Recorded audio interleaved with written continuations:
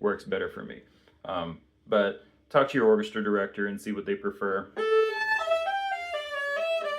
I slide down to second position on this C sharp. I stay. I go down on the B flat. I go up on the B flat. I stay in third because I love the C string sound here. Right, this is the reason we play viola right here, the C string. So, and I probably should have decrescendoed a little bit right there, but make sure you lay into that C string, right? That's a really good way to do it. Just keep in third position here.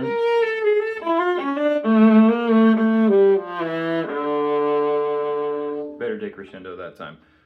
Yeah, and you can always delay that stuff, right? We want to hear it. It doesn't have to happen precisely immediately.